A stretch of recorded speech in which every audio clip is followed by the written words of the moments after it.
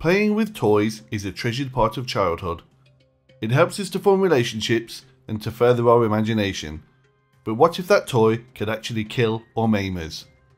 From molten glass to cancer-causing ingredients, here were 10 children's toys that were extremely dangerous. 10. CSI Fingerprint Examination Kit. There is something a little strange about children playing with things that are usually used at a murder scene, but that's nothing compared to what might happen if you actually use this toy. The fingerprint powder used in the CSI kit was found to contain up to 7% of the most dangerous form of asbestos that exists. If you aren't aware, asbestos can cause lung cancer if inhaled just once. With this toy, playing at crime scenes could actually lead to you being the lead role in your own. 9. Gilbert Glassblowing Set. If you have ever seen a glass blowing demonstration, then you know that extremely high temperatures are needed to mould the glass. The Gilbert Glassblowing Set was sold in the 1950s and gave instructions on how to heat the glass to a whopping 538 degrees Celsius, that's 1000 degrees Fahrenheit. On top of this, no real safety equipment was included with the kit. One of the experiments actually told you to blow up a glass bubble until it burst. Imagine what an explosion of molten glass could do to a child's face. 8. U-238 Atomic Energy Lab. Nowadays, people are concerned with the radiation that they might be getting from their mobile phones. But in the 1950s, there was actually a toy that came with its own uranium.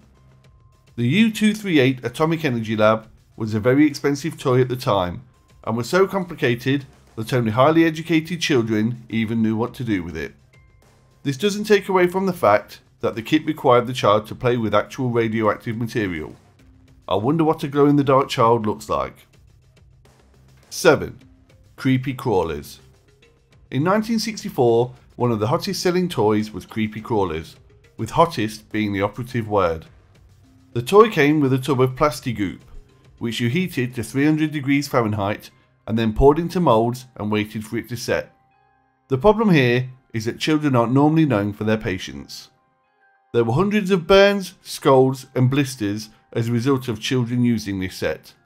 I'm betting a lot of these burns were hidden from parents as the children were scared that their parents would take the toy away. Oh, that blister, Mom. I got it from pencil friction doing my homework. 6. Sky Dances. Sky dances were the must-have toy for girls in the 90s. Unfortunately, if you wanted to use them safely, you had to wear a full-face welder's mask. Sky dances were plastic fairies with foam wings that would fly into the air and twirl to the ground. The problem was that when they were launched, they tended to fly off at unexpected angles. There were over 150 reported injuries, including broken teeth and scratched corneas, resulting in temporary blindness, when the toys were eventually recalled 7 years after launch. I thought fairies were supposed to like children. 5. Easy Bake Oven. The Easy Bake Oven sold by the truckload. It was an actual mini oven with a heating element that reached 200 degrees Celsius that was aimed at children. What could possibly go wrong? A year after the toy was voted into the National Toy Hall of Fame, Hasbro had to recall 1 million Easy Bake Ovens. It seems that they had overlooked a little design flaw that allowed children's fingers to get stuck in the ovens next to the heating element. There were 250 cases of second and third degree burns, with one unfortunate child having to have a partial finger amputation. 4. Skip It. The Skip It was a ball on the end of a plastic rope that attached to one ankle. The idea was to spin it around your ankle and jump over the rope with your other foot. At first, these seemed like a great idea, fitness and fun combined. The problem started when you mistimed your jump and you tripped over your Skip It.